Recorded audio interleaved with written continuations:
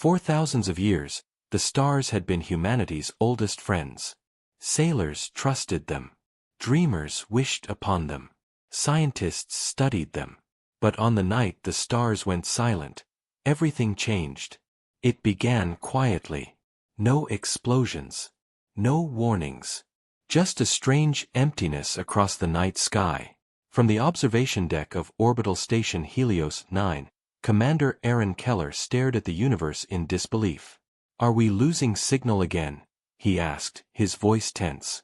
The technician, a young woman named Lyra, shook her head. "No, sir. It's not a signal issue. The stars are fading." One by one, the stars that filled the screen of Helios 9's observation monitors were vanishing, not behind clouds, not by error, but disappearing completely, as if erased from existence. In just minutes, half the known constellations were gone. Back on Earth, confusion spread fast. Astronomers were flooded with calls. News anchors spoke in disbelief. "The stars are dying," one said. But no one knows why. Governments denied panic. They said it was a cosmic dust wave, or maybe interference from solar radiation. But deep down, everyone felt it. Something unnatural was happening. And Aaron Keller was the first to see what came next. Helios 9 orbited just above Mars' shadow line when the sensors picked up movement. Something massive, cold, and completely silent. It wasn't a ship. It wasn't a meteor. It was a shadow, stretching wider than any known vessel, sliding across the void where the stars once were. Lyra whispered, "Commander, is that a planet?" Aaron zoomed in. The shadow had shape, edges, symmetry, but its surface reflected no light. It was black, darker than space itself, and it was moving toward them. "Run a scan," Aaron ordered. Lyra's hands trembled over the console. "I can't. It's blocking all wavelengths, infrared, ultraviolet, even quantum sensors are blank. It's like it's absorbing everything." Then the station lights flickered. For 3 seconds, every system went offline. When they returned, half the crew's monitors showed static. From the darkness, a single word flashed on screen in bright red letters. "Listen." The crew froze. Lyra's voice cracked. "Who's sending that?" Aaron swallowed hard. "It's not us. It's coming from the shadow." A deep frequency hummed through the metal of the station, like a heartbeat from space. Every human aboard felt it in their chest. The stars outside pulsed once, twice, and then dimmed completely. Darkness swallowed everything. For a moment, the crew heard only silence, the kind that makes the human mind feel very small. Then came a voice. Not over radio, not from speakers, but inside their thoughts. "You looked too long into the dark. Now the dark looks back." Lyra screamed. Others clutched their heads in pain.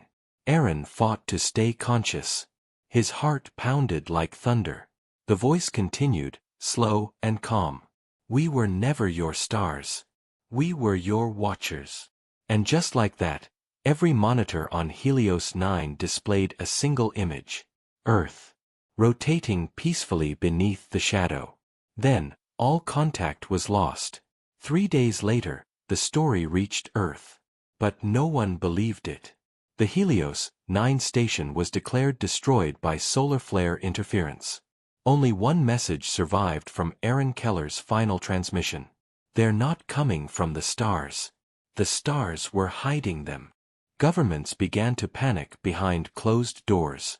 The United Nations called an emergency session, but even they had no answers. Meanwhile, night after night, the stars continued to disappear, faster and faster. In some parts of the world, people began to worship the darkness. They called it the Returners, saying humanity had stolen light that never belonged to them. Others hid underground, terrified that whatever erased the stars would soon erase them too. But a small group of scientists refused to give up. Led by Dr. Ilara Voss, a brilliant astrophysicist from the European Space Agency, they began decoding the faint signal embedded in Aaron's last message. Ilara discovered something horrifying, a pattern. Every vanished star matched coordinates leading toward one single point in space, our solar system. They're not destroying stars, she said, trembling as the data appeared. They're moving through them, like stepping stones. A young intern asked, moving where? Ilara turned slowly toward him, her face pale. Here. That same night, across the world, every communication satellite captured a strange, rhythmic pulse from deep space, the same heartbeat Helios 9 had heard before. People looked up in fear. No stars. Just darkness, breathing. Then, the night sky shimmered, as if something enormous was pushing against reality itself. The stars flickered back for a moment. But they didn't look the same. They were moving, rearranging themselves into a shape. A message. In every language, across every continent, decoded into one word. Remember. And just as humanity tried to understand it, the moon turned red. The world watched in silence. No one could explain it. No one could stop it. Because humanity didn't know yet. The stars weren't gone. They had betrayed us. The red moon hung above Earth like a silent warning. People called it the blood sign. Some thought it was the end of the world. Others thought it was the beginning of something far worse. Across cities, fear grew. The night sky was no longer a place of dreams, it was a threat. News channels talked about solar radiation, magnetic storms, and atmospheric illusions, but no one believed them anymore. The world had seen the stars rearrange themselves. They had seen the word, remember. And no one could forget it. Inside a high-security underground facility in Switzerland, Dr. Ilara Voss stared at her screen. Her eyes were dark with exhaustion. For days, she and her team had been analyzing every signal from the blood moon. What they found didn't make sense. The moon was sending data. Not reflected light. Not radio waves. Something else, something older. Her assistant, Jiro Tanaka, leaned over the console. It's repeating, Dr. Voss. Same pulse, every 22 seconds. Ilara typed rapidly, decoding the rhythm into binary code. As the data translated, her blood ran cold. It's a language, she whispered. And it's not human. Jiro frowned. What does it say? Ilara hesitated before speaking. We warned you once. Meanwhile, on the far side of the moon, something began to wake. Hidden under centuries of rock, deep inside an ancient crater, a black metallic surface shimmered, the same texture as the shadow that consumed the stars. It pulsed softly, matching the moon's heartbeat. Each pulse sent invisible waves toward Earth, penetrating oceans, cities, even mines. On the surface, a lunar drone from China's Chang'e mission detected the energy. Its cameras went offline within seconds. The last image it sent home showed a giant circular door, glowing faintly with alien symbols. Then, total silence. Back on Earth, strange things began happening. People across the globe started having the same dream. A vast sky filled with burning stars, then darkness swallowing everything. And a voice whispering the same words inside their minds. You took what was not yours. At first, psychologists said it was mass hysteria. But when millions of people described the same dream, governments couldn't ignore it anymore. The United Nations reopened the Helios investigation, the case of Commander Aaron Keller's missing station. Ilara Voss was asked to lead the new mission, codename Operation Dawnfall. Her first goal was simple. Find out what's inside the moon. The world united for the first time in decades. Nations that once fought over land now shared rockets, data, and hope.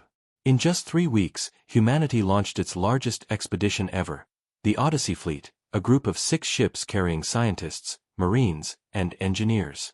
Among them was Captain Marcus Hale, a veteran from Earth's defense fleet. He wasn't a scientist, but he was chosen for one reason. To keep humanity safe if whatever hid beneath the moon was still alive. When Ilara met him, she said quietly, Captain, we're not fighting an enemy. We're trying to understand one. Marcus looked up at the red moon through the glass dome. With all due respect, Doctor, he said. Anything that can turn the stars off isn't coming here to talk. 3 days later, the Odyssey fleet entered lunar orbit. The surface looked quiet, peaceful, but their instruments told another story. Massive energy readings were rising from the same crater where the Chinese drone vanished. "Deploy landers," Marcus ordered. As the first ship descended, static filled the comms. "Odyssey 3 to control, approaching target zone. Wait, I'm seeing." The transmission cut. Static. Then a scream. "Sir!" the comms officer shouted. "We've lost contact." Marcus clenched his fists. "Get visual feed online." The screen flickered, showing a blurred image of the crater floor, and something moving inside it. At first, it looked like dust swirling in the vacuum. But then the dust formed shapes, tall, slender figures of black light, walking in silence. Ilara whispered. "They were under the surface all this time." Suddenly, the figures turned, all at once, facing the camera. Their eyes glowed white for a single second, and every system on the Odyssey fleet shut down. Darkness. Silence. Then, one voice spoke through the static, cold and echoing. "Your light was borrowed. It is time to return it." Ilara gasped as she heard the same voice inside her head, the one from Helios 9. She felt something pulling at her memories, showing her images.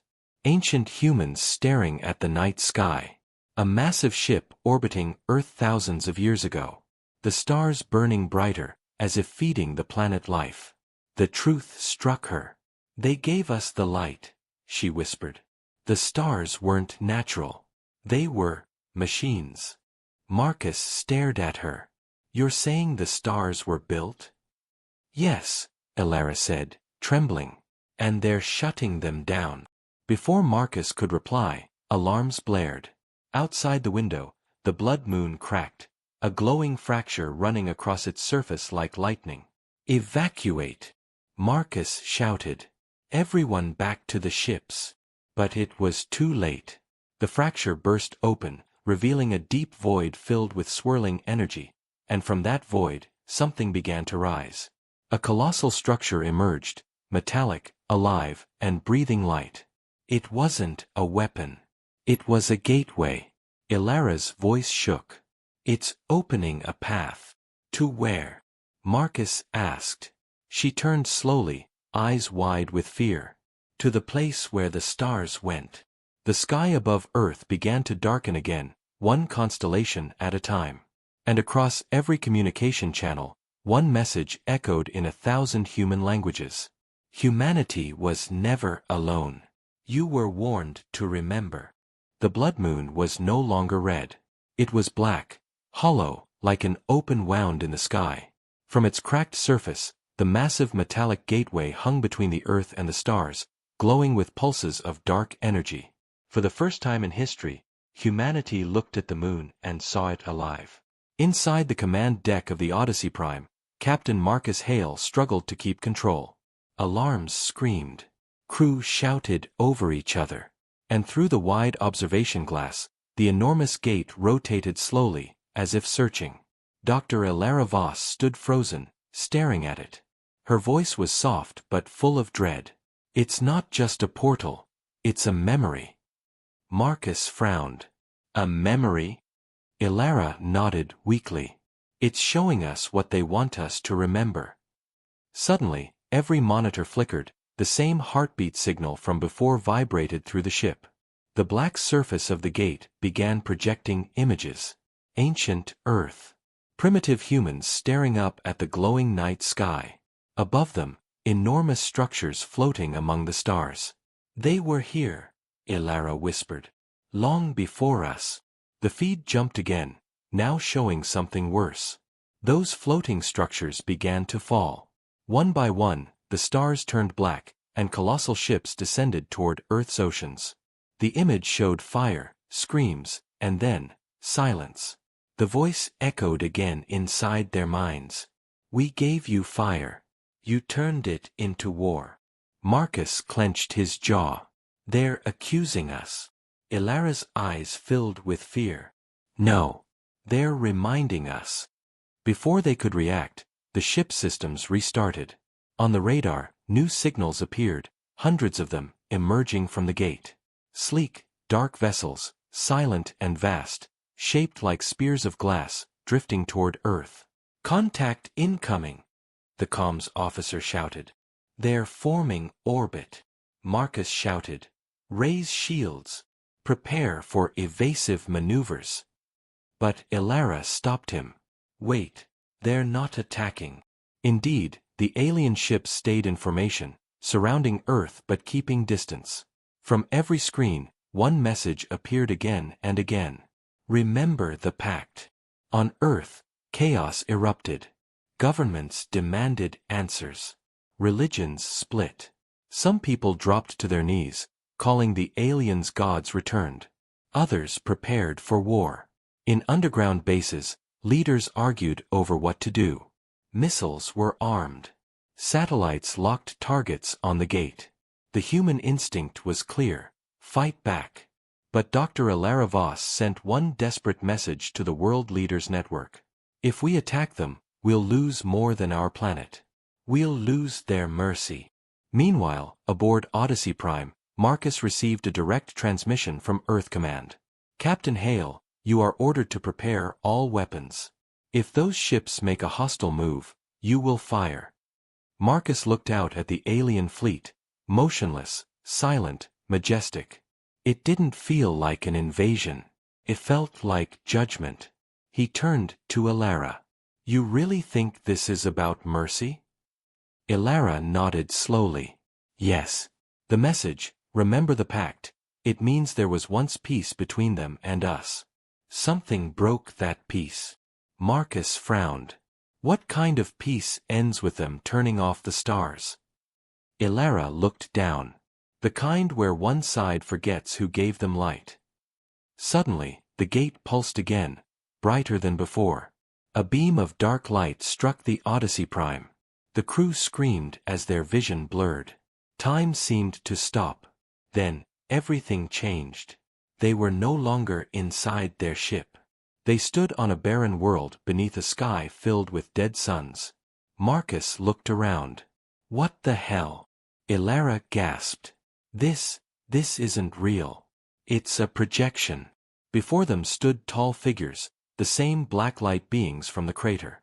They moved like shadows wearing human form. One stepped forward, its voice echoing directly inside their minds. "You were given light to rise. You used it to conquer." Images filled the sky above them: human wars, cities burning, weapons launched into space. The shadow continued. "The stars were our children. You turned them into your power." Ilara fell to her knees. "You mean, our energy, our technology, was stolen," the being said. "You learned from the machines we left behind. You built your world from forbidden light." Marcus took a step forward, defiant. "Then why wait until now? Why not stop us centuries ago?" The being's eyes glowed white. "Because we believed you would remember. But you built walls instead of bridges. Now, we take back what was ours." The world around them began to crumble. Stars collapsed in the false sky. A deep rumble filled the air, the sound of the gate reopening. Marcus blinked, and suddenly they were back on the Odyssey. Every alarm screamed red. The gate's energy levels were rising to catastrophic levels. Ilara's voice trembled. "They're going to drain the sun." Marcus stared at her. "What?" "Look." She pointed at the readings. "The gate is aligning directly with the solar core. They're pulling energy, like they're rewinding it." Marcus slammed his fist on the console. "If the sun dies, Earth freezes in minutes." Ilara looked up, desperate. "There must be another way. They said we forgot the pact. Maybe we can remind them." Marcus nodded. "Then we find the truth, fast." Outside, the gate stretched wide, swallowing solar flares into its glowing mouth. Space bent around it, twisting light into darkness. The alien ships formed a wall, blocking any human approach. Across Earth, power grids flickered. Skies dimmed. Oceans began to freeze at the edges. And then, silence. The sun flickered once, and dimmed. In that moment, every human looked up at the sky and understood. The stars had not betrayed us. We had betrayed them first. The sun was fading. Not gone, not yet, but dimmer, weaker. Its golden light turned pale, casting long blue shadows across the earth. For the first time in history, day felt like twilight. Billions stared at the sky in silence. The news channels had no words left to say. The scientists had no explanations left to give. And somewhere in orbit above the dying sun, Captain Marcus Hale and Dr. Ilara Voss searched for the truth before humanity froze. Inside the command deck of the Odyssey Prime, Ilara's hands trembled over the console.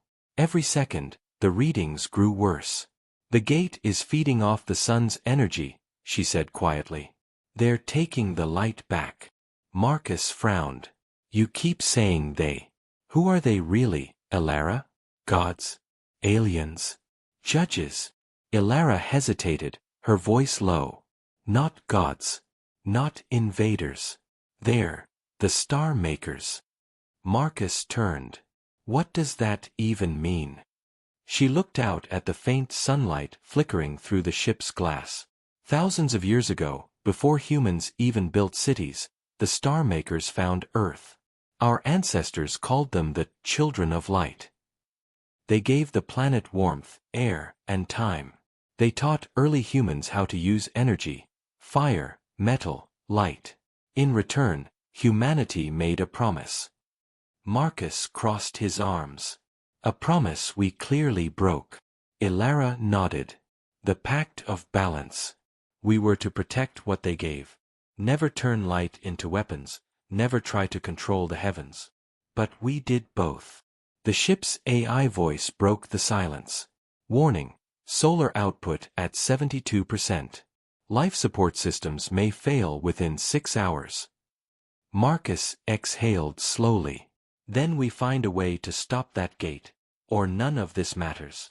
Ilara bit her lip. Maybe we can't stop it. But maybe we can speak to them." Marcus stared. "Talk? After what they've done?" She looked up, desperate. "They didn't destroy us, not yet. They want us to remember. If the pact was about trust, then maybe communication is the key." Marcus hesitated, then nodded. "All right, Doctor. If you think they'll listen, I'll buy you the time." Hours later, as the gate continued draining the sun, Ilara entered the ship's lower chamber, the data vault where Helios 9's lost signal fragments were stored. Inside, thousands of lines of alien code pulsed faintly, recovered from Commander Aaron Keller's last transmission. As she decoded them, a message appeared. Not text. Images. A vast temple built on Earth, long buried beneath ice. A shining device at its center, a crystal core glowing like a miniature star. And carved above it, ancient words, "Here sleeps the memory of light." Ilara whispered, "It's real. The star core." Moments later, she ran to Marcus. "I found it. There's a temple beneath Antarctica, built by them. It might contain the key to the pact." Marcus frowned. "We don't have time for a history lesson, Doctor. The sun's dying." "It's not a lesson," Ilara said urgently.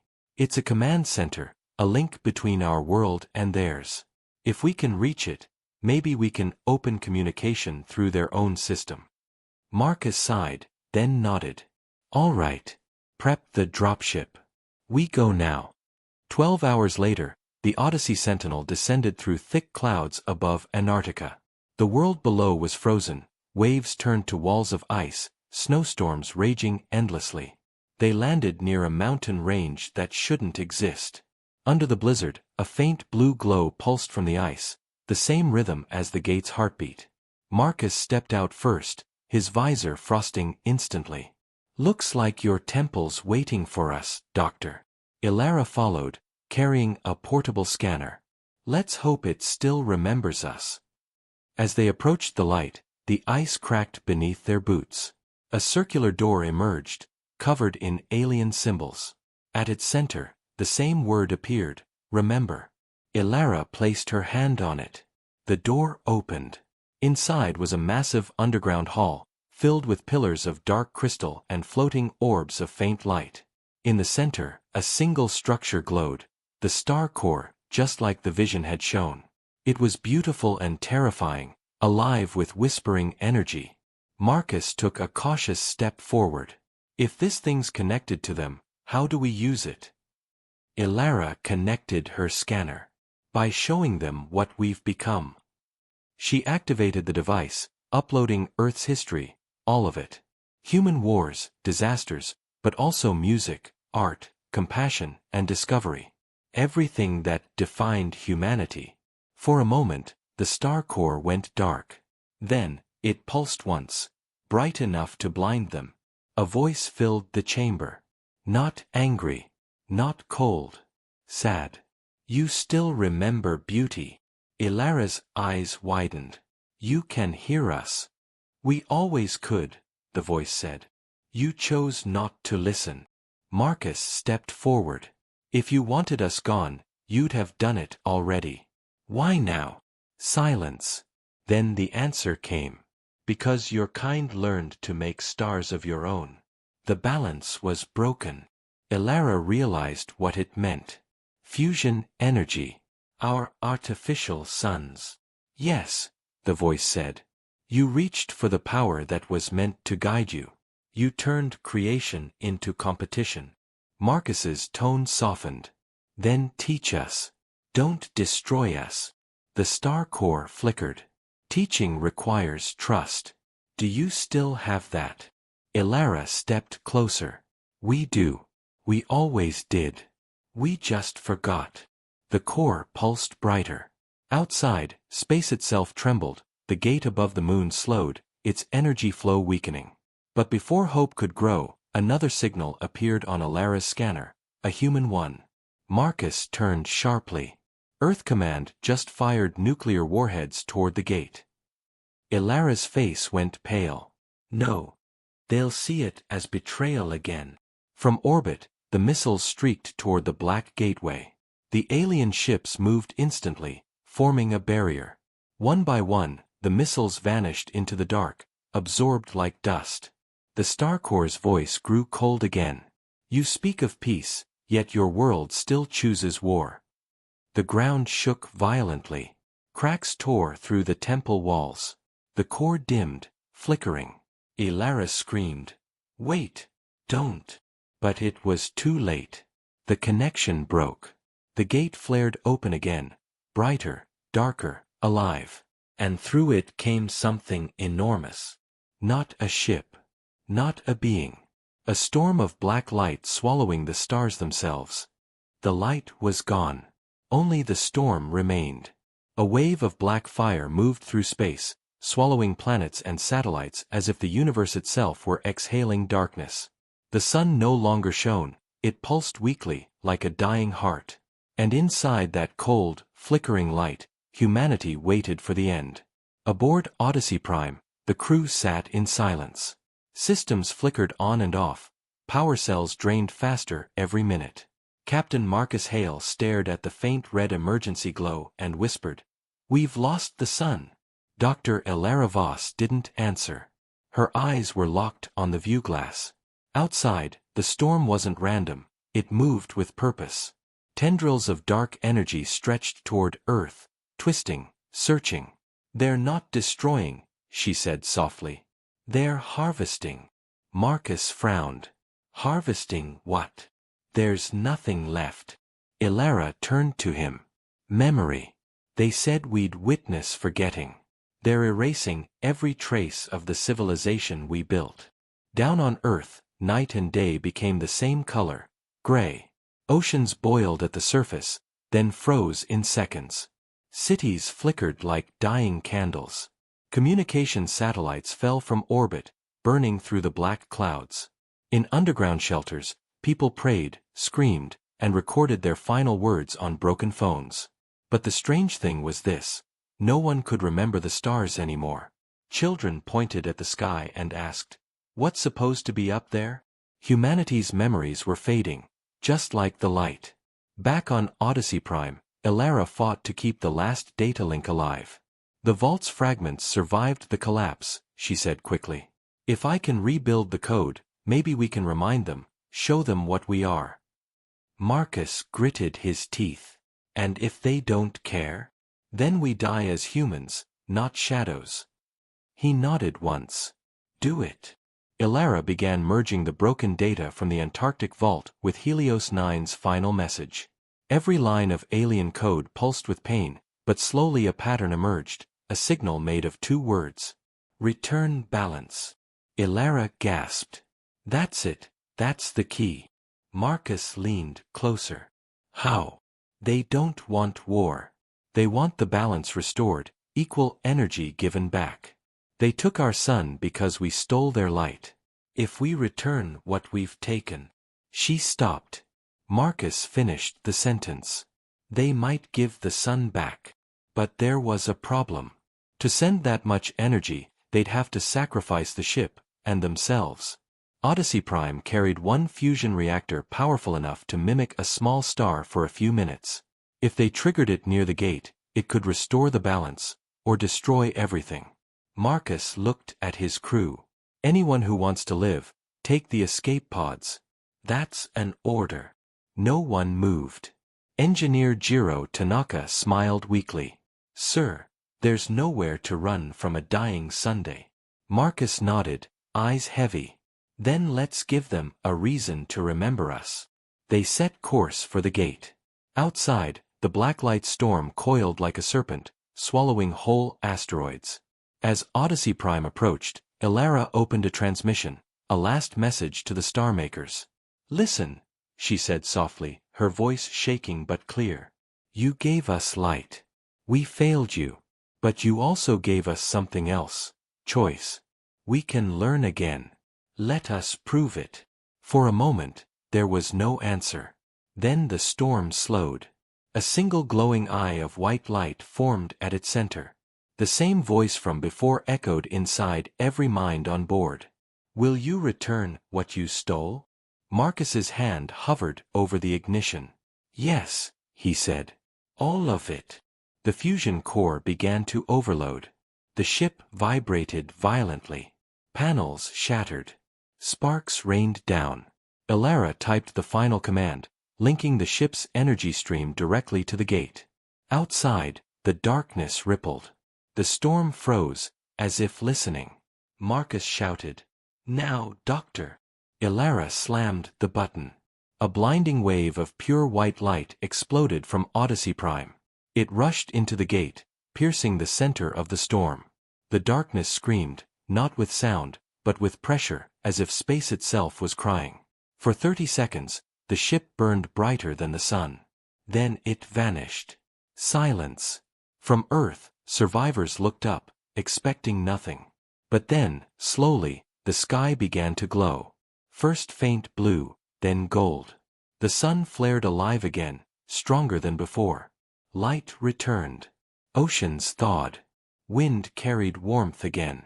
Across the planet, people wept, not from fear, but from memory. They remembered the stars. The names of constellations. The sound of laughter under the night sky. It was as if humanity's mind had been restored. Far above, where the gate once hung, only fragments of metal drifted, glowing softly like embers. No one knew if Marcus Hale or Elara Voss survived. But somewhere in deep space, a faint signal pulsed in rhythm with the sun's heartbeat. Balance returned. Remember the light. The storm was gone. The sun burned again. And in that reborn sky, new stars began to appear, not random, but arranged in a shape. A single word written across the heavens. Forgiven. The world had light again. But it didn't feel like the same world. The sun shone brighter, cleaner, almost too perfect. It painted the sky in strange gold and blue hues that no one remembered seeing before. Some said it was beautiful. Others whispered it was watching them. 3 months had passed since the Odyssey Prime vanished near the gate. Earth was slowly recovering. Power grids were back online. Crops were growing again. But every night, when people looked up, they saw something new. tiny patterns of light moving inside the sun, like living stars. Scientists called them solar whispers. The public had another name, echoes. Dr. Lara Voss's face appeared on a recovered transmission, found drifting near the moon's orbit. The video was damaged, but her voice was clear. If you can hear this, the gate wasn't an end. It was a beginning. The sun remembers. After that, the message cut off. Governments around the world tried to decode it, but the data was unlike anything they'd seen. Part human signal, part alien frequency, part something else. One line repeated again and again inside the code. Inside the light, they sleep. At the New Alexandria Observatory, a small research team worked day and night to understand the message. Among them was Dr. Jonas Reed, a quiet astrophysicist who had once trained under Alara herself. He stared at the glowing display of the sun's new spectrum and whispered, "It's changing again." His assistant frowned. "The radiation?" Jonas shook his head. "The pattern. Look." He zoomed in on a section of the solar image. Lines of plasma twisted into perfect symbols, not random flares, but language. "It's Morse," he said slowly. "No. It's something older." That night, the sun blinked, once, twice, like an eye-opening. Around the world, satellites received the same strange pulse. Everywhere, old devices turned on by themselves. Radios, TVs, even broken machines started playing a single tone. It wasn't noise. It was music. A slow, haunting melody that no one could explain. Jonas listened carefully, writing the rhythm into notes. "It's not just a song," he said. "It's a map." He overlaid the tone's frequency onto the solar system's grid, and the pattern pointed to one place. Mercury. 2 weeks later, a new expedition was approved, Project Dawnbreaker. The ship Horizon launched with a small crew, scientists, soldiers, and engineers. Their mission, reach Mercury's orbit and locate the source of the signal. Jonas Reed was the lead scientist. As they neared the small, burning planet, strange things began to happen. Their ship's sensors detected artificial energy buried inside Mercury, something pulsing in time with the sun. Jonas stared at the readings. "This isn't natural. It's a machine." Captain Mira Solis frowned. "A machine inside a planet?" He nodded. "Maybe built by the star makers. Maybe left for us." The Horizon descended near Mercury's shadow side, the only place cool enough for a short landing. The surface shimmered with a metallic sheen, and cracks glowed faintly under the dust. Jonas placed a scanner on the ground. The reading was off the charts. "This whole area is hollow," he said. "There's a structure under us." The crew set up drilling charges. When they detonated, the ground split open, revealing a staircase of black stone leading deep below the planet's crust. Captain Mira hesitated. "We don't even know if it's stable." Jonas smiled faintly. "Neither was the sun. But we fixed that." They entered. The staircase led to a vast chamber, larger than any cathedral. Floating in the center was a sphere of molten gold, humming with the same melody they'd heard from Earth. Around it were thousands of smaller lights, each flickering in rhythm. Jonas whispered, "It's the same design as the Antarctic vault, only alive." He approached the sphere. The lights reacted, forming human shapes, glowing silhouettes that moved like memories. One of them turned toward him. It was Alara Voss. Her face was made of light, but her voice was the same. "Jonas, you came." He froze. "Alara? You're alive." "Not alive," she said softly. "Remembered. The vault, the gate, the storm, they were never punishment. They were tests. The star makers wanted to know if we could restore balance. And now, they're waiting." Jonas stepped closer. "Waiting for what?" "For the next builders," she said. "For you." The golden sphere pulsed brighter, filling the chamber with warmth. It projected images, humans, ships, cities made of light, stretching beyond the solar system. A message appeared across the walls. "The stars once gave you life.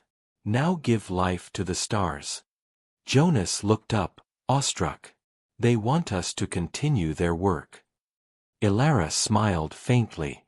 "Yes. But be careful, Jonas. Creation and destruction are the same fire, only the hand decides what it becomes." Her image began to fade. "Remember the light. And remember us." The chamber shook. The sphere's hum grew louder, then silent. Back on Earth, telescopes recorded something impossible. Dozens of new stars appeared across the night sky, each glowing the same color as the sun. They weren't random. They were forming a path leading out of the solar system. Jonas watched from the ship's window as the golden light spread through space. He whispered, "They're calling us." Captain Mira smiled faintly. "Then maybe it's time we answered."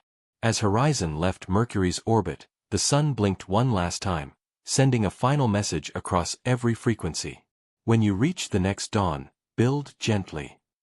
The crew sat in silence as the message faded. Jonas closed his eyes, hearing Ilara's voice echo through the static. "We are the memory of the stars."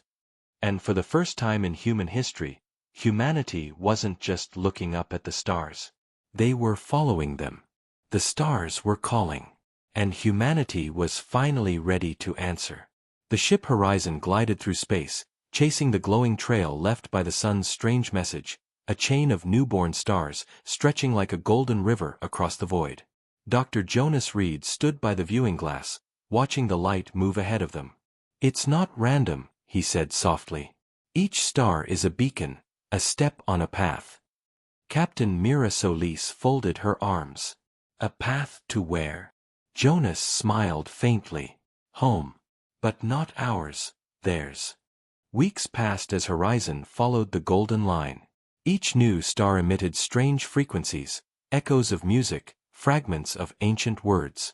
Sometimes the crew heard whispers in the comms, voices speaking in forgotten languages. But every time, the message was the same. Keep building. Keep remembering. It was both comforting and haunting. Because every day, the sun behind them grew fainter, as if urging them forward, before it too faded again. Finally, after months of travel, the golden trail ended. Before them hung a star unlike any other, vast, calm, and surrounded by thousands of shimmering structures. Planets, stations, rings of light, all connected, forming a network that pulsed like a heartbeat. Myra's eyes widened. "It's not a system. It's a city." Jonas nodded in awe. "The home of the star makers." The sensors screamed with activity, impossible readings of energy far beyond anything humanity had seen. And at the center of it all, orbiting the great star, was a small black sphere. A single word appeared on their main screen. "Enter." The Horizon approached slowly. As it crossed the event horizon of the black sphere, space twisted, not violently, but like being drawn into a dream. When the light cleared, the crew found themselves orbiting something impossible. A planet covered entirely in mirrors. Each mirror reflected not light, but memories. Scenes of creation, stars forming, oceans rising, life beginning on countless worlds. Jonas whispered. "They recorded everything." Mira looked around. "Then why abandon it?" Jonas pointed to one of the reflections. It showed tall beings made of light, surrounded by human-like figures. "They didn't abandon it," he said. "They left it for us." The ship landed near a structure shaped like a spiral tower. Its walls glowed softly with the same golden light they had followed across the stars. Inside, the air was warm and alive. Every sound echoed like music. In the center stood a pedestal made of glass, and upon it, a sphere, identical to the one Ilara had found in Antarctica. Jonas stepped forward and placed his hand on it. The room brightened. The tower filled with light, and the air shimmered. A figure formed from golden energy, tall and graceful, with eyes like suns. It spoke not in sound, but in understanding. "Children of the lost flame. You found your way." Jonas bowed his head. "Are you the star makers?" "We are what remains of them," the being replied. "We are memory, the echo of creation. Mira took a cautious step forward. Why bring us here? The being looked at her gently. To give back what was taken. Your kind was made in our image. Builders, dreamers, destroyers. You broke the balance, but you restored it. Now you must choose what comes next. Jonas frowned. Choose what? To stay as you are, or to ascend? The crew exchanged confused glances. Jonas spoke carefully. Ascend to what? The being raised its hand. The walls of the tower turned transparent, showing the city of stars outside. To join the builders, those who shape the light itself. To become guardians of creation. But know this, once you ascend, you cannot return. Silence filled the chamber. Mira looked at Jonas. We could end it all here. Humanity could finally be equal to the star makers. Jonas shook his head slowly. Or we could vanish trying. He looked up at the being. What if we're not ready? Then keep building, the being said. Every act of creation, every kindness, every spark, brings you closer. We are not gods, Jonas Reed. We are what life becomes when it learns to love its light more than its power. The being stepped closer and placed a glowing hand on his chest. Carry this memory. When your people are ready, the path will open again. The tower began to fade. Jonas shouted, Wait! Will we see you again? You already have, the being whispered. Every sunrise is us. In a flash of golden light, the horizon was gone. Moments later, the ship reappeared near Earth's orbit, but everything was changed. The sun was brighter, steadier, humming softly with the same melody from Mercury. And in the distance, a new object orbited beside the moon, a golden ring, glowing faintly. Humanity's first monument to the builders. Jonas stood at the viewport, watching it. He smiled. They didn't give us power. They gave us a mirror. Mira nodded. A reminder of what we can be. He turned to her, eyes filled with quiet hope. Then let's build carefully this time. The stars outside shimmered, forming faint words across the sky. Not a warning, but a promise. Every dawn is a beginning. And as the golden light spread once more across the earth, humanity realized something profound. The stars had never betrayed them. They had simply been waiting for them to grow up. Centuries passed, and humanity changed. The earth was no longer a single blue world in a black sea. It was the heart of a growing network, golden rings, light bridges, and floating cities stretching across the solar system. Every planet had life. Every moon had light. The dream of the builders had become real. But with that dream came something familiar. Silence. The sun had grown quiet again. And the stars had stopped singing. High above the glowing earth, the massive station Eidolon orbited slowly, humanity's greatest creation. From there, Commander Aaron Voss, a descendant of Alara, watched the dark horizon. He had heard the stories since childhood, how his ancestor saved the sun, how she spoke with beings of light. Now, those legends felt like warnings. Energy levels are dropping again, said Chief Engineer Zara Lynn. The sun's pulse is slowing. Same pattern as the last collapse. Aaron's jaw tightened. Then the cycle is repeating. Deep within Eidolon, a chamber of pure light contained the memory core, the last relic of the star makers. Inside it, the holographic echo of Dr. Jonas Reed still waited, preserved across centuries. When Aaron activated the core, Jonas's projection flickered to life. He looked older than when he left Earth, but his voice was calm. If you're hearing this, then the light is fading again. The sun's gift was never meant to last forever. It was meant to be shared. Aaron frowned. Shared? With who? Jonas's eyes seemed to look directly at him. With the next world that needs it. The words hit him like gravity. Humanity had become what the star makers once were, keepers of creation, guardians of light. And now it was their turn to decide. Zara joined him, eyes wide. You can't mean, giving away the sun? Aaron turned toward the viewport, watching the flickering light. If we hold on to it, it dies. If we share it, it lives on, somewhere else. Zara shook her head. That's suicide. Maybe, Aaron said quietly. But it's what they did for us. The Council of Light met inside the Great Hall of Mirrors on Mars. Leaders, scientists, builders, all argued, voices echoing like storms. Some demanded preservation. Others called for sacrifice. One old man stood and said, "If we give up our sun, we return to darkness." Aaron rose slowly. "No," he said. "If we refuse, we become the darkness." The room went silent. He pointed to the holographic map, a distant system, thousands of light-years away, where a faint signal pulsed weakly. "It's a dying world," Aaron said. "Cold. Empty. But still alive. It sent a signal of fire, the same symbol the Starmakers once gave to us." Zara whispered. "They're asking for help."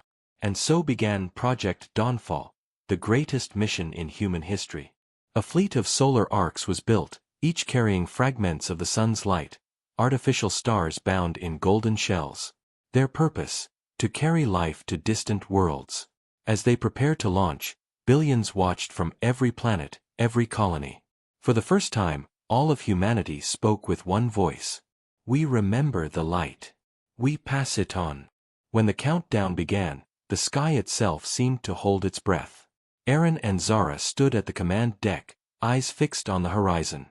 "Engage ignition," Aaron ordered. The engines of the great ships roared, not with fire, but with music. The same melody Alara had once heard from the vault. The same tone the sun had sung centuries ago. One by one, the solar arcs rose, carrying pieces of the sun into the dark. As the last arc vanished into deep space, the sun began to dim, just as before. But this time, it wasn't fear that filled the people. It was peace. On Earth, children looked up and smiled at the fading light. They had learned what their ancestors never knew, that endings could also be beginnings. Months later, the first arc reached its destination, a small frozen planet orbiting a dead star. The ship released its golden core, and a new sunrise broke across the alien sky. The ice melted. The ground breathed. Life began again. And somewhere in the golden light, the faint outline of a tall being appeared, made not of energy this time, but of human hands and hearts combined. A voice echoed through the void. "The builders have returned." Back in the darkened solar system, the last rays of the old sun shimmered across the Eidolon. Aaron stood alone at the viewport, the light soft against his face. Zara's voice came through the calm, "It's time." He smiled faintly. "Then let's finish the story." He pressed the final command. The memory core hummed, projecting the faces of all who came before. Marcus Hale, Alara Voss, Jonas Reed. They surrounded him like ghosts of light. "You did well," Alara's voice whispered. "The stars never betrayed humanity. They trusted it." The station's lights dimmed. A final beam of golden energy shot into space, joining the departing arcs. The last of the old sun was gone. But far away, a new one was born. Generations later, on a young world orbiting a new star, children looked up at the sky and saw a strange pattern of light, an ancient symbol written across the heavens. Their teachers told them it meant one thing. "We are the builders." And above them, the stars shone brighter than ever. Not because they were gods, but because once, long ago, humanity learned how to love the light enough to let it go.